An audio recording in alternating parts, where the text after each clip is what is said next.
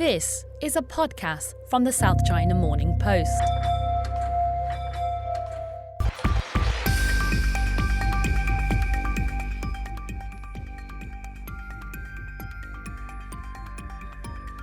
Hello and welcome to the US-China Trade War podcast. I'm Finbarr Bermingham on the political economy desk here at the South China Morning Post. Life in Hong Kong is slowly resuming some form of normality. As new virus cases continue to stay low, offices are reopening, streets are a little bit busier, but just to be safe, this week's episode is once again recorded remotely as we maintain strict social distancing. There are two parts to this episode to focus on two very important issues, and I am chuffed to be joined by three members of our very talented reporting team here at the SCMP. First, I will speak with John Carter and Sidney Leng, colleagues of mine on the political economy desk. Sidney has been doing some fantastic reporting on China's unemployment crisis. You may have seen the jobless ticker creep up with a worrying rate out of the United States each week. China doesn't present the numbers in such a transparent way. It's more difficult to track, but that doesn't mean that the problem is not just as serious. Sidney's reporting has shed much needed light on this issue, so I encourage you to go and read it. He and John will provide context and analysis of arguably one of the biggest problems facing Communist Party officials in Beijing today. Second part of the show, I'm going to speak with the wonderful Wendy Wu, another one of our reporters up in Beijing this time, who, like myself, has dropped much of her previous coverage on trade and diplomacy to become a mask and medical equipment journalist. Wendy will share some of her experiences and reporting from Beijing on what has become one of the hottest stories in the world, China's PPE market. It's not for the faint of heart. Get the lowdown on that for myself and Wendy, second part of the show. I'm joined by John Carter, the political economy editor, and Sidney Leng, one of our reporters on the political economy desk, to talk about one of the biggest, if not the biggest, challenges facing the Chinese economy at this unprecedented time. Unemployment is a huge issue in China's huge population. I think we tend to forget this sometimes because every week on a Thursday night here in Hong Kong, we see the new jobless numbers out of the US, which has really been quite shocking. 4.5 million new jobless registered this week, which takes it to more than 26 million since the coronavirus pandemic began. I think these numbers have the real shock value. People are stunned every time they see this, but yet we don't have the same sort of figures weekly from China. That doesn't mean it's not a problem. It just means that the picture is murkier and it's not very clear. John Carter, this is something which we've been endeavouring to cover as a desk. Please, can you explain, first of all, what do we know about the official unemployment numbers in China, and why don't they give us the full picture of what is actually going on in the economy there? Well, the official unemployment number is called the surveyed unemployment rate.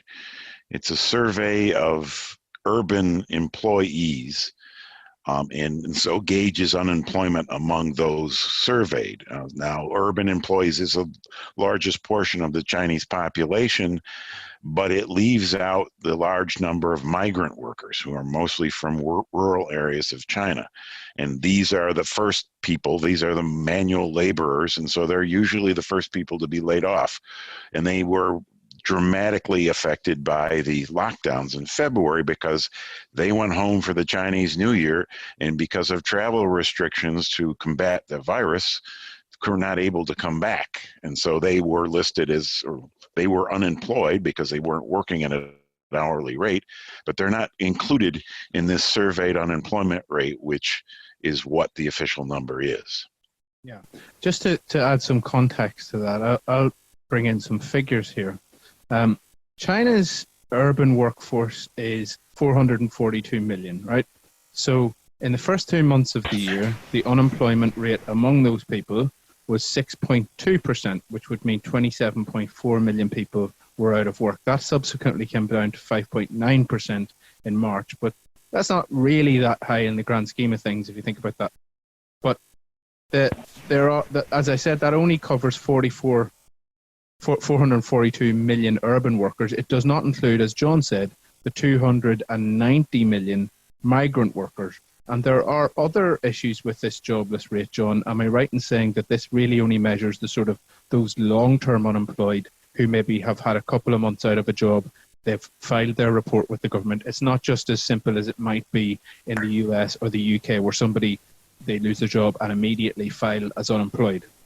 Okay, so I mean, I want to clear some of the questions, because I know there are a lot of, people are questioning the trust, whether this headline figures on unemployment in China is trustworthy, So, in the past, I think before 2017, China used this registration-based unemployment rate. What that means is that people, a bit like what US does when people claim unemployment benefits.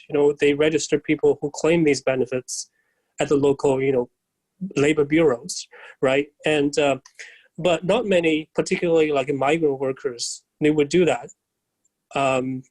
So that unemployment rate doesn't really capture what's going on in reality, particularly when you look at in 2008. And I'm only quoting a very, reputable labor professor in China. He was, in 2008, if you look at the registration-based unemployment rate, it was very flat. It was flat at 4% from quarter 1 to quarter 3. And it only rose like 0.2% in the quarter 4. But in reality, there are like 2,000, I think was like 20 million. So not 2,000, was like 20 million migrant workers.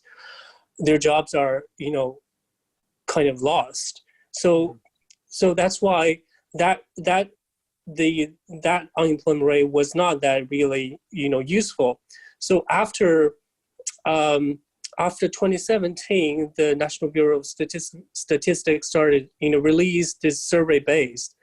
And what that means that the local statistical bureau, their officials, they knock on people's doors, and to ask them, like, what's your job situations?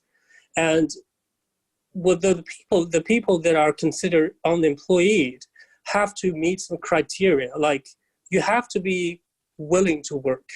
You have to be actively looking for jobs. So people, like, for instance, if they lose jobs and they don't want to work, they want to take a long break, that's not unemployed.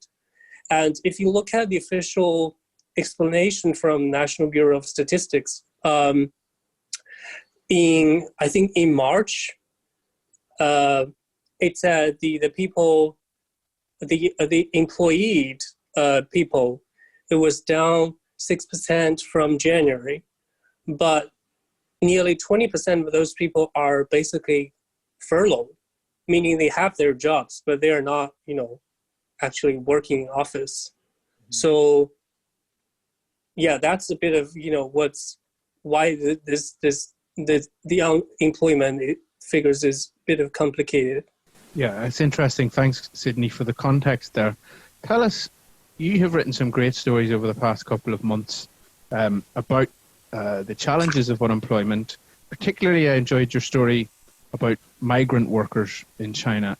You remember this was maybe about a month ago, about how these migrant workers are basically the backbone of China's economy. They're going to be hit disproportionately by the downturn from the coronavirus. Give us a bit of background about that. Yeah, I mean, it's interesting that,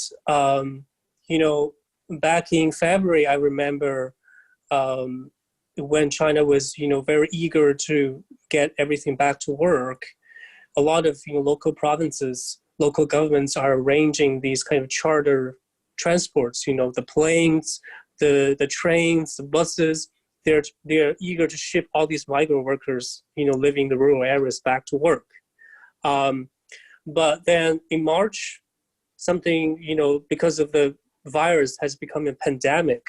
So some of the firms that are hiring or that are basically producing at full capacity are considering, because they don't have that much order to make. So these workers who were, shipped back to work are probably losing jobs. So that's very unfortunate because of the development of the virus. And I think we have reports from Guangzhou, from Huifeng. She went to visit all these kind of factories in the industrial parks. That's what happened to a lot of manufacturers who are exporting goods to US and Europe. So it's a very unstable period for these migrant workers. These, as we said, are the backbone of the economy. Sidney has very well explained the sort of issues with the jobless rate, but there are other analysts that sort of make a fist at estimating what the real figure might be. John, we had a story recently by Frank Tang, one of our colleagues in Beijing, which estimated, it cited a report by an analyst called Liu Chunji, who he reckons that there may have been 205 million workers pushed into frictional unemployment, which means that they want to work but can't get back to their jobs, or they're unable to get back to work. Either the job doesn't exist or they're marooned. This obviously is maybe a temporary trend, but that figure is a real, absolutely mind-blowing statistic. John, explain to us, why is this, if, say, for instance, we're taking that figure, even if it's not that figure, if it's anywhere near that figure, it's colossal. But more than maybe most governments around the world, why is unemployment a huge problem for China's ruling Communist Party? Yeah, no, the clear priority of the Communist Party is to maintain social stability. And so high unemployment threatens that. A large number of people who are not able to provide for their families are going to be unhappy people. And if they start to protest, if they start demanding things from the government, it could get quite ugly quite quickly. And so what the Communist Party wants is for this unemployment problem to be solved quite quickly. Now, the high figure that you cited is likely temporary. A lot of people were unemployed or frictionally unemployed, as you say, in February because of the lockdowns. But the problem going forward is that it's unclear that a lot of small businesses where many of these people are employed will have the wherewithal to continue operating at all, let alone employing other people. And so this is a big issue for the Communist Party that they have to solve going forward. Just to put a few more numbers on this, Sidney, another one of your stories you can tell us about was a piece of research conducted by people in Beijing, which shows, again, what you've just described about the demand shock leading to more unemployment being borne out in fewer jobs being advertised. Give us a gist of that. So actually, two things that I found quite interesting from that survey that was done by Peking University on the data provided by a job posting website called Zhilian in China. One is that the jobs with monthly salaries of below 4,000 shrank by 44% in the first quarter. Whereas that those jobs that offer, at least 15,000 yuan, dropped only 12%. I think what that means is that these jobs that are below 4,000 yuan, those are like very likely to be small businesses and also small factories that are hired migrant workers, low income earners. That's what I mean. So I think they are facing more tough situation in terms of looking for jobs. So what we're seeing here is, as said at the top of the podcast, a real growing concern, headache for policymakers in Beijing. Unemployment, perhaps the biggest challenge facing the Chinese economy. We've done a little bit of a deep dive into it there, but obviously there's a lot more to it that we will talk about in the future. But for now, to Sidney and to John, thank you very much for joining us.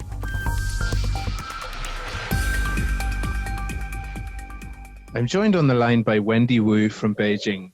Wendy is a diplomacy reporter in our team up in the Chinese capital, and over the past few years she's been reporting really well on issues like the US-China trade war. She and I have done some stories together. But as with myself, over the past couple of months, she has carved out a second career as a facial mask and medical equipment journalist. Wendy, what a crazy 2 months. Did you ever think when you became a journalist that you would end up writing so extensively about the personal protective equipment market? Hi, Finbarr.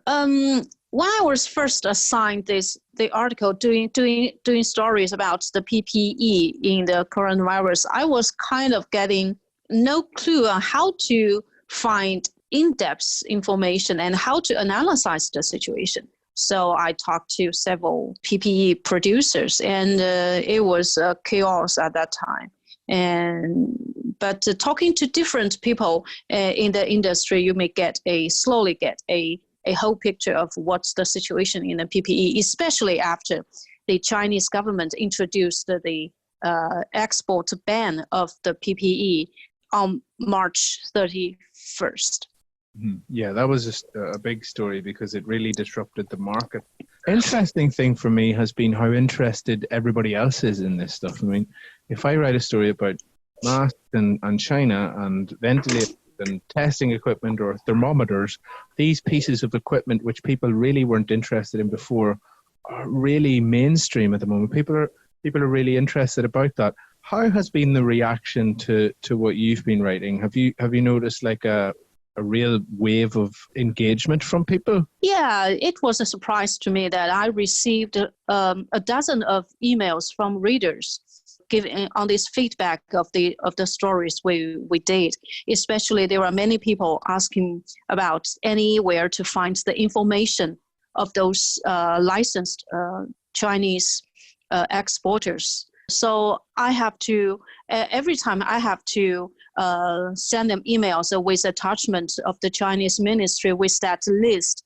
But the second question comes, however, that they find that those lists are only in Chinese, and those readers are from overseas. They cannot read Chinese, and they are desperate to find the English version. So another job is to help them to find the English version, because I can sense that they are really eager and really anxious to find very credible Chinese producers, because this COVID-19 is really threatening our lives. So I think that it was just over the week a weekend. So I tried a lot to find the English version, but I only find the English version of the test kits with just 20. I think it's just 21 companies on the government list. But for those protective gowns and those masks, it's never been an English version. So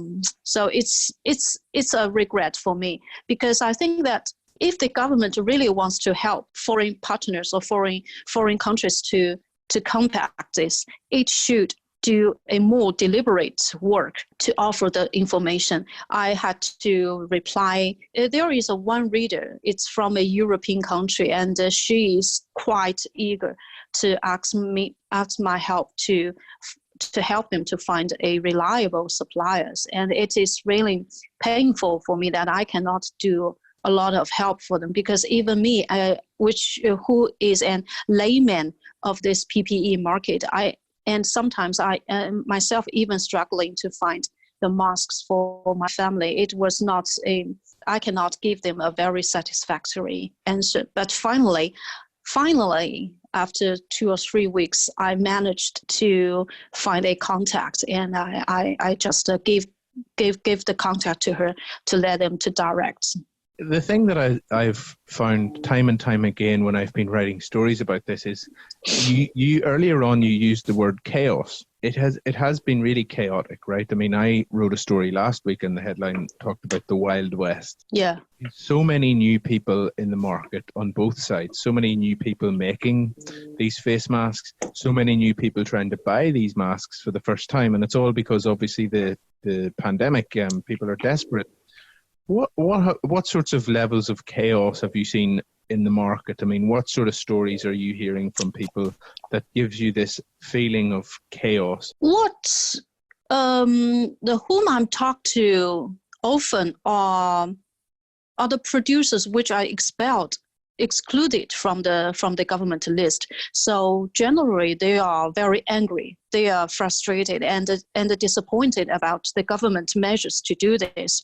They think that it was too much a blanket export ban and did not consider too much about the qualities of their products, because some have engaged in the export business for more than 1 decade, and they really have very good quality of this, and the ban has just kept their blood life. Yeah. I think that, and it is also because most of this PPE private enterprises plays a very key role in China's economy about employment, and even given this very downturn economic situation, it's just another hurt for them, and they also are very angry about it because they are even thinking about maybe check the list of the 21st test kits. There are a majority are SOE, so they think that maybe is there any state protection again, which is very bad for the business as a whole. Yeah. But they also admit that there are some companies which do bad quality products, but they cannot to threaten the whole industry. I think, like, just for the clarity of the listener, what we had was basically an export ban on a lot of products going out of China. So these people had licenses to sell them perhaps in the European Union and the United States, but they didn't have licenses to sell them domestically. Is that right? And then what happened was the Chinese government, because it was getting, I think, criticized overseas for, we had cases in Spain and the Netherlands where there were kits and masks arriving that were not up to quality. They were very angry, rightly so. And the Chinese government, by way of trying to control the market, introduced this legislation so you could only export them if you had a license to sell domestically. But Wendy, as you've said, a lot of these companies never sell domestically. They've been exporting for 10 years. They've never had any business domestically, so they don't, so it's sort of a dichotomy, and I think maybe people don't get the fact that a lot of businesses in China are purely exporters and they've never needed a license for selling in their homeland. Yeah, in addition, if they want to get a license to sell domestically, especially for the test kits, they need to do some massive trials before get license. But there are not so many COVID-19 patients in China right now. So theoretically, it is not possible for them to get license to sell in China, which means that they cannot sell to the overseas market anymore. It's a real mess. Your life in Beijing, has it returned to somewhat normality? Tell us about how the situation has evolved, because I think the last time we had you on the podcast was maybe about 5 or 6 weeks ago, and you were very much stuck at home in your apartment, maybe getting a little bit fed up of that. But how have things changed since then? Things are getting much better, but very slowly. Restaurants are reopened, but there are more small restaurants have closed permanently, which is very sad. I'm still working at home, but we feel much freer and safer to go outside each day. But we have to wear masks. Yeah. Yeah, it's illegal to not wear a mask outside. Is that right? Yeah. Sometimes when we do jogging, when we do exercise, or when we go to the parks, if there aren't people around, we can just put off mask for a while to breathe the fresh air. It was beautiful. How is the air? Have you noticed a drop in the pollution since coronavirus because of the factories closing? Yes, definitely, especially during those days. And when there are winds and the sky are blue, yeah, the air is very good. But there are one thing very puzzled me is that during the New Year holiday, when there is just a start, the beginning of the social distancing, everyone's stayed at home. During those days when there was no traffic on the road in Beijing, but Beijing still have very heavy smoke. It's a mystery to us.